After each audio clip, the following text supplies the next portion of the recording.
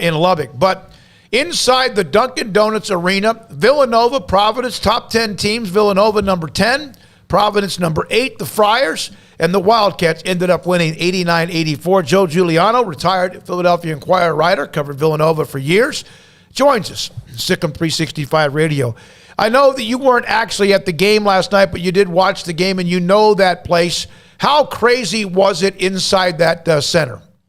Oh, I can imagine. It just had to be like absolutely crazy. I mean, they get way up for Villanova anyway. Whenever Villanova comes in, because obviously they're the big dog in the Big East. They've won 6 regular season titles in 7 years and 2 national championships, and everybody wants a shot at them. And so I can just imagine how loud it was, and learning from experience how probably profane it was, because they somebody once said to me, I said, "Why is this crowd always so nasty?" It says, "Well, they sell beer the whole game." So I guess that might have something to do with it. But I know it was nuts, and Villanova's used to those environments. Of course, they played at Baylor in December, another loud environment, and they didn't handle that very well, as we all remember. But last night they handled it well and came out with a victory, and now everybody's saying again that the road to a Big East title goes through Villanova. Well, Nova had that stretch after Baylor, and they had a bit of a rough stretch. But what has turned around for them since that Baylor game kicked off kind of a rough road for them for a short time? Well, I think it's just a matter of the way Jay Wright wants his team to play. They've done well defensively. I mean, you mentioned the Baylor game, also the game against Creighton, which was the game right after that. They lost that by 19. So, it was one of those things where, they just had to get back to the drawing board and kind of, iron things out, especially offensively. Defensively, they've played well. I mean, it didn't show last night. I mean, Providence scored 84 points, and they'd been giving up, Villanova had been giving up 62. So that wasn't exactly a masterpiece, but they're learning how to play together a little better. They have some young kids they're bringing off the bench that really haven't played all that much. And so they're learning how to get together. And I think the big key to last night's game, it seems like in every game this year, they've had a 4-minute drought, where they just can't seem to hit the broadside of a barn. And last night, they really didn't have that. And that was because, whenever they needed a basket in the first half, Justin Moore provided it. And whenever they needed a basket in the second half, Collin Gillespie provided it. So there were no big droughts. And I think that had a lot to do with the victory. Yeah, and the thing I saw when I was watching, and I was like, my God, their offense looks fine. 89-84, and obviously they had the historically bad day against Baylor in Waco where they were held under 40 points. That's Baylor. At the time, they were really playing great, and also their defense. But Gillespie's a guy, is he kind of the straw that stirs the drink, or you mentioned Moore as well? Oh, well, I think Gillespie is the guy because he came back for the COVID year, so he's a fifth-year senior. And, he knows everything inside out and backwards. I mean, he played on the national championship team in 2018, so he got an idea right then and there what Jay Wright wants out of his team. And, everybody else has to buy in, and they've done that. They've had success. They haven't won any national championships since then, but they're, they know what has to be done, and Collin Gillespie is the perfect guy to lead them. I mean, the guy suffered a pretty bad sprained ankle in the UConn game about 10 days ago, and then came back and played against St. John's, although didn't score, came up with 10 rebounds and just, gutted it out. I mean, he was far from 100% in that game. And then last night he just, continued to battle, and after a while, I guess the adrenaline takes over. And if you don't have any adrenaline playing in that atmosphere last night, I think you might be unconscious or something. But, he really showed that, the leadership, the tenacity, the toughness that, Jay Wright likes in his players. And Jay had a good quote in his interview after the St. John's game. He said, we're going to be telling stories about this guy for a long, long time. Do you see this team being able to crack into that Final Four like some of their championship teams? Well, they have holes. I mean, I can't stand here and say, well, yeah, they're on their way now. I mean, they don't have a big man, not a big shot blocking presence, not a lot of depth in the front court.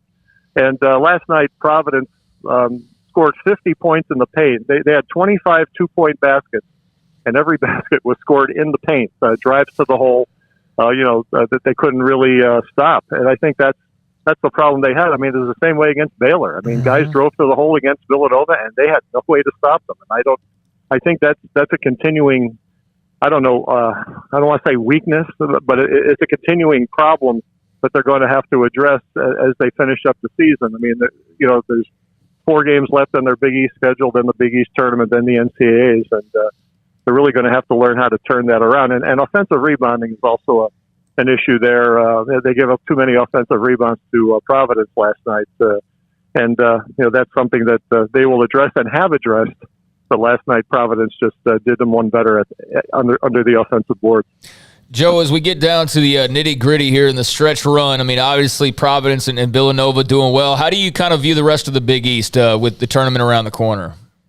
Well, it's amazing how balanced it is. I mean, when Marquette beat Villanova twice, you figured, well, they're going to be a great team. They're going to, probably challenge for the Big East, the regular season championship. And Marquette lost 2 games last week, and I think it surprised everybody. I don't know if they were just on this incredible cloud that they could do nothing wrong, and then all of a sudden they just couldn't do anything right. So I'm kind of surprised at them. Connecticut is another surprising team. They didn't look real good when they played Villanova, and I'm sure they're going to address those problems that they had next Tuesday when Villanova has to go to Connecticut for the rematch.